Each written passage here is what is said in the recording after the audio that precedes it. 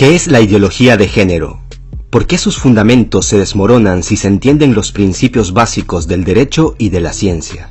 ¿Por qué no se podría o no se debería reconocer otro tipo de familia que no sea la tradicional formada por papá y por mamá? ¿Qué países sí luchan por mantener familias tradicionales? ¿Está eso bien o está mal? En la actualidad existen más de 60 orientaciones sexuales, incluyendo gays, lesbianas, bisexuales, pedófilos. Pero, ¿qué exigen? ¿Cuál es la diferencia entre sexo e identidad de género? Te lo explicamos en este video. Quédate con nosotros. Dale like y suscríbete al canal. Según la Asociación Americana de Psicología, fuente científica, neutral, vigente de los Estados Unidos, se explica que la orientación sexual es una atracción. Por mucho tiempo se pensaba que la orientación sexual, o sea, la homosexualidad, era una condición del ser humano, equivalente al sexo hombre-mujer o a la raza o el color de piel.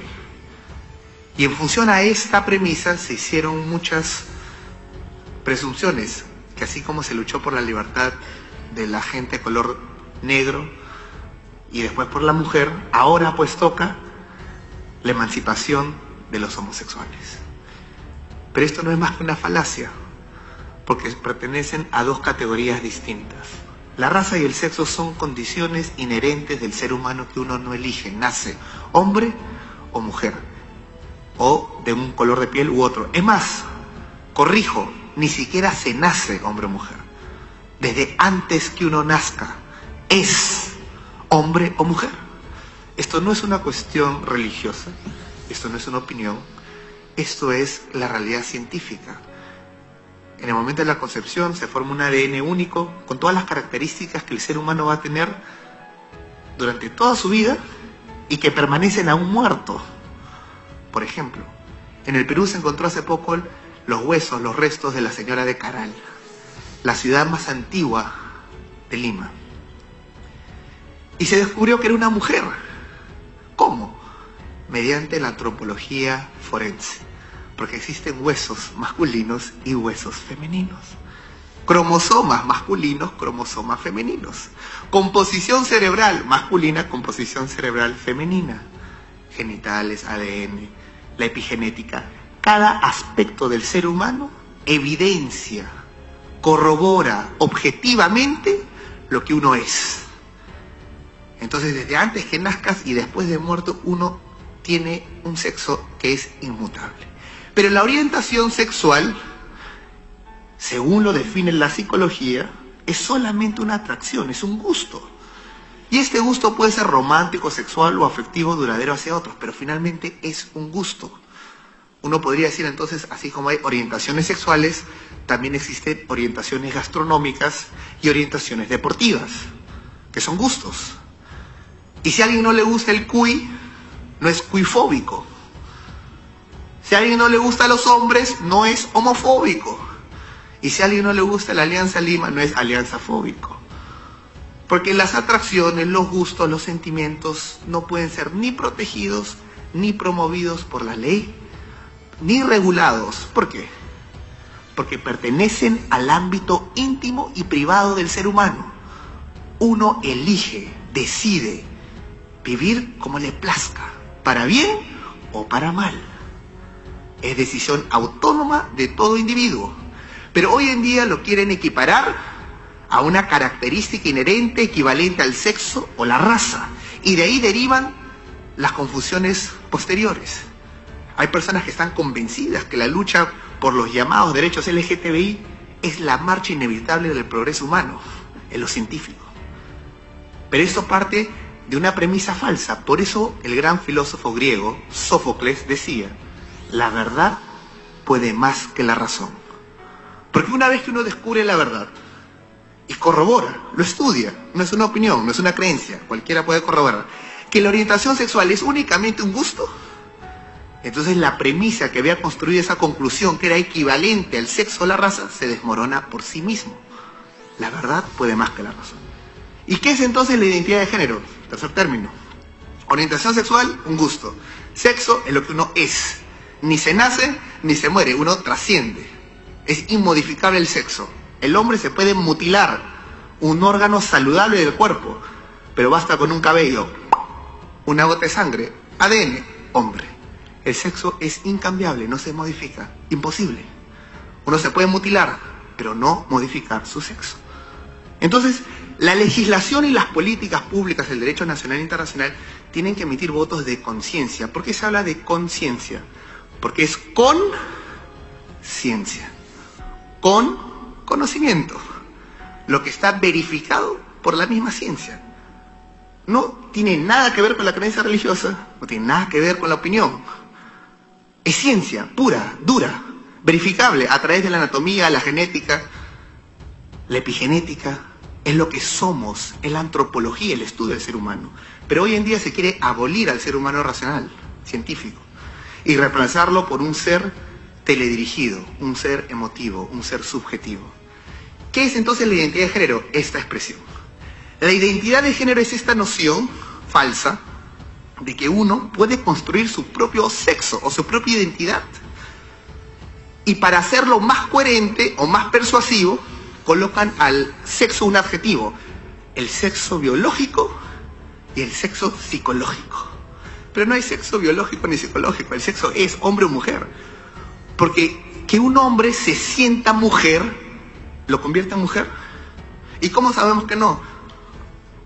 Si él dice soy mujer, si él gana la batalla jurídica y política para que lo llame mujer, ¿es mujer?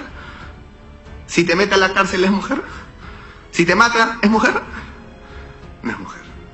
Porque son hechos objetivos, científicos, corroborables, que escapan la opinión subjetiva del ser humano. Pero esta teoría falsa dice que uno puede construir su identidad sexual en función a sus experiencias subjetivas. Y la psiquiatría clasifica esto hasta el día de hoy según la DSM-5, que es la Asociación Americana de Psiquiatría del año 2015. Y el CIE-10, que es la Clasificación Internacional de Enfermedades de la 10ª edición de la Organización Mundial de la Salud, como trastornos de identidad.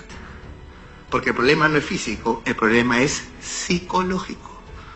Y se le clasifica como disforia de género.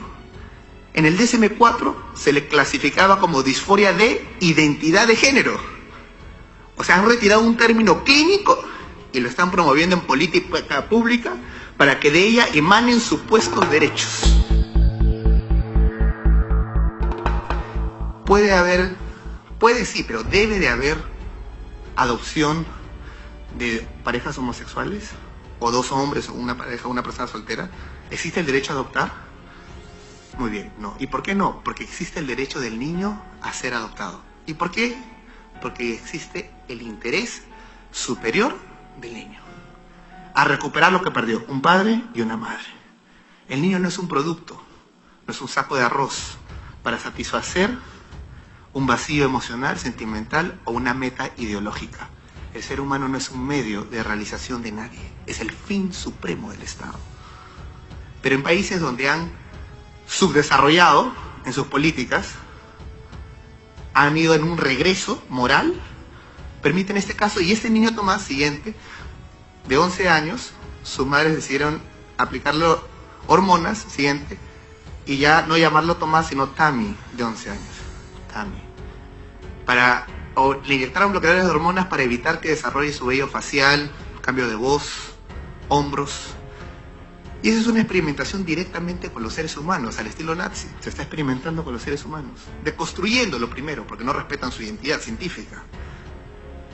No eres lo que eres lo que sientes.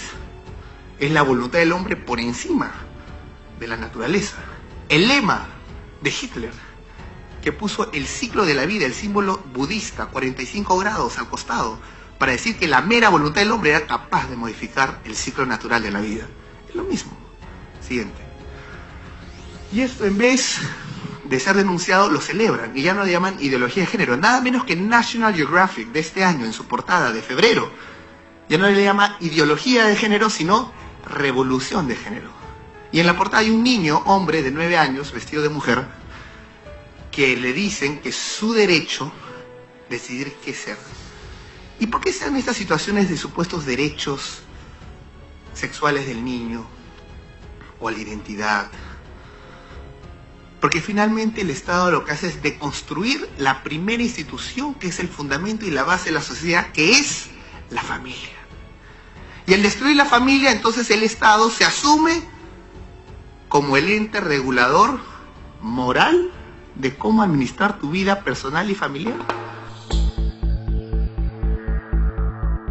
En una entrevista que pueden ustedes encontrar en YouTube, en la que el director de cine norteamericano Oliver Stone entrevista a Vladimir Putin, en uno de los fragmentos de una entrevista de 4 horas editada, le pregunta por la homosexualidad y le pregunta por cómo es posible que en Rusia no se pueda difundir la ideología de género en las escuelas y no se pueda hacer proselitismo homosexual.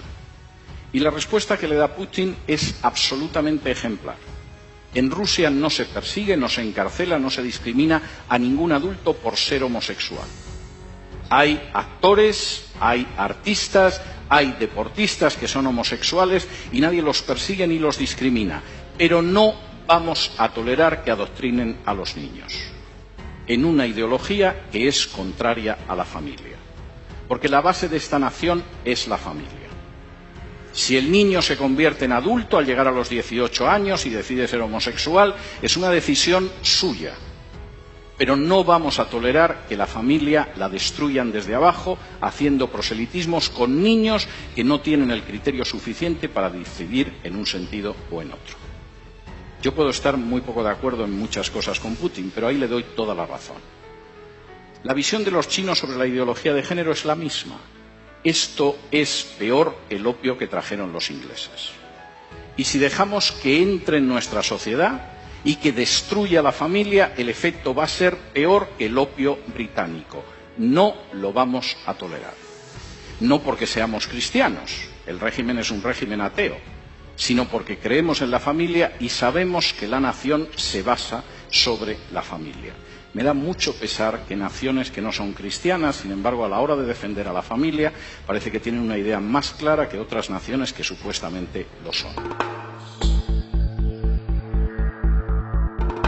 La ideología de género se está imponiendo en países donde, para poder recibir ayuda de instituciones internacionales, préstamos, renovación de créditos, se exige y se presiona a esos países para que admitan en su derecho interno la ideología de género.